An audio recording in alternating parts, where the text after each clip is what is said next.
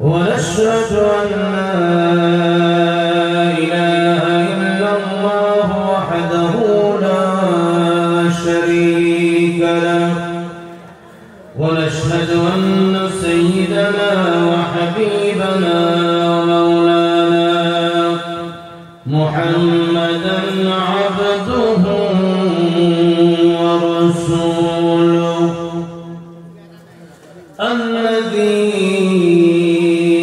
أرسله بالحق بشيرا ونذيرا وداعيا إلى الله بإذنه وسراجا منيرا أما بعد فقد قال الله تعالى في كلامه المجيد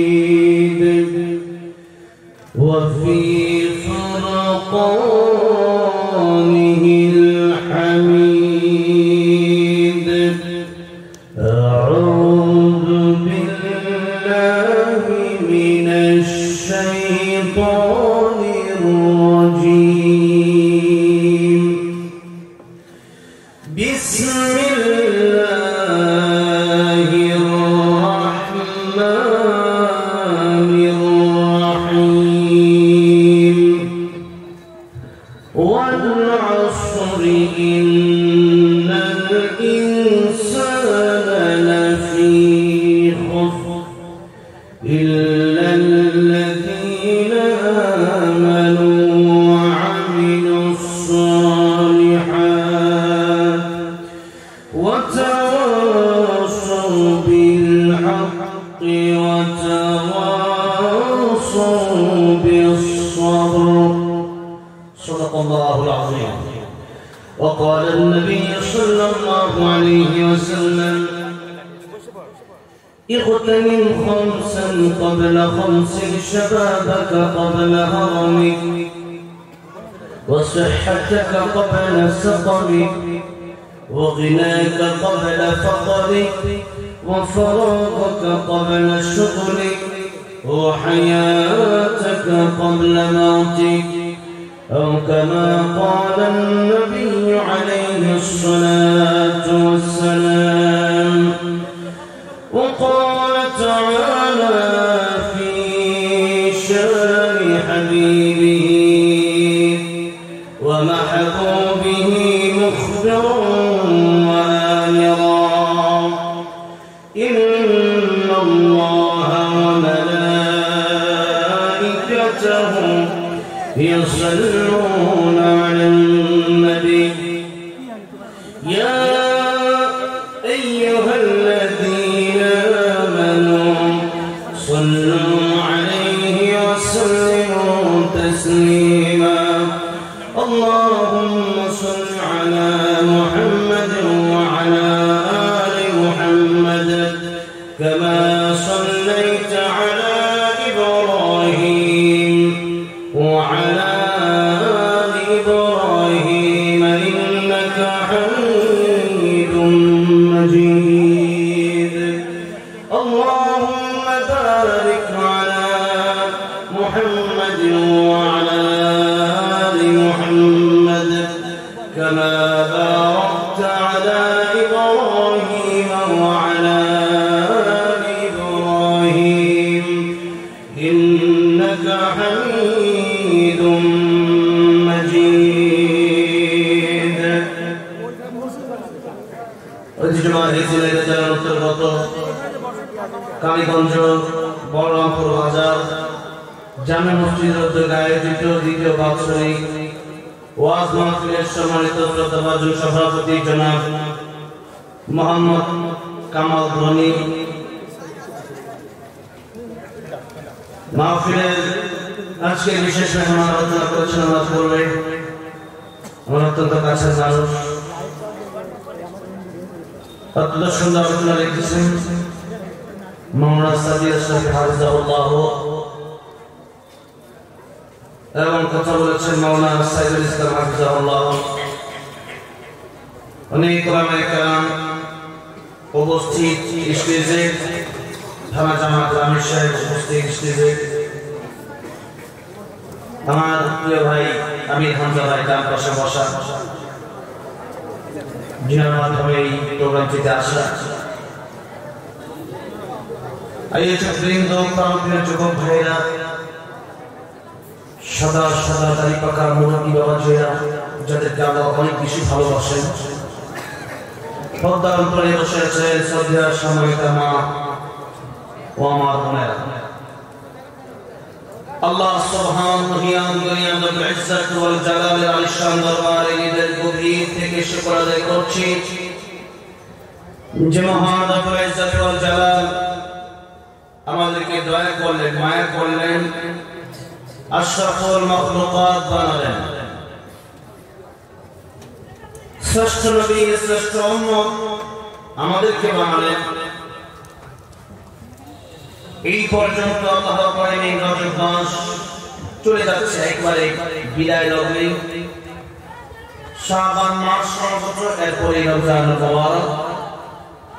রমজান মাসের খুব কাছাকাছি সময় পর্যন্ত আল্লাহ আমাদেরকে হায়াত দিলেন। সেজন্য আল্লাহ সুবহানাহু রব্বুল ইজ্জত ওয়াল জালালের আলিশান দরবারে হৃদয় গভীর থেকে প্রাণ খুলে আল্লাহর প্রেমে মাতোয়ারা হয়ে হৃদয় উজাড় করে যে আল্লাহ বলার ক্ষমতা দিলেন, চলার ক্ষমতা দিলেন, আল্লাহ দেয়া জবান দিয়ে সকলেই কালিমাতুশ শুকর আদায় করে পড়ছি আলহামদুলিল্লাহ। আপনারা আল্লাহ নাম উচ্চারণ করতে কৃপণতা কমেন, যেটা আল্লাহ আমি খুবই অপছন্দ করেন, আর আল্লাহ অপছন্দনীয় কাজগুলো আমরা বেশি বেশি করি। জবান দিলেন কে? আর এই কথা বলার মতো সুন্দর শক্তি দিলেন কে?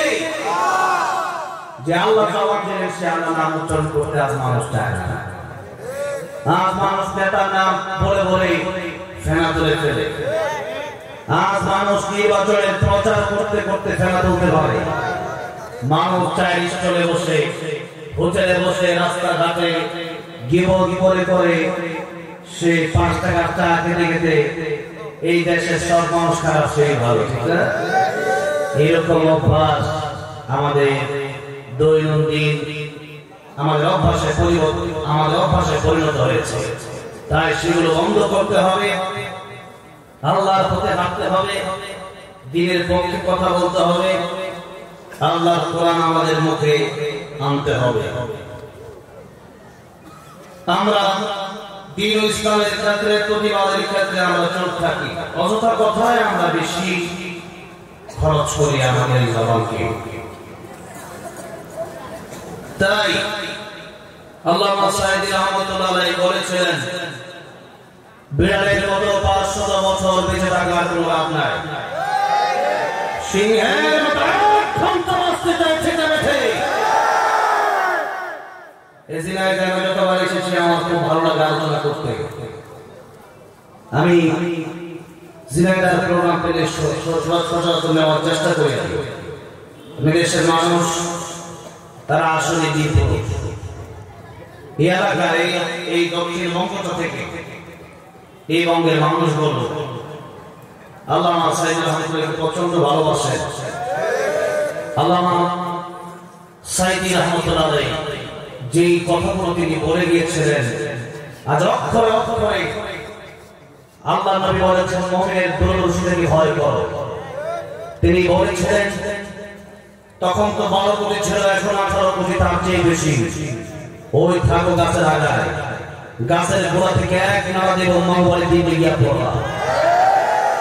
ঠিকই কথা অক্ষরে অক্ষরে বাস্তবায়ন হয়েছে, ঠিক আছে?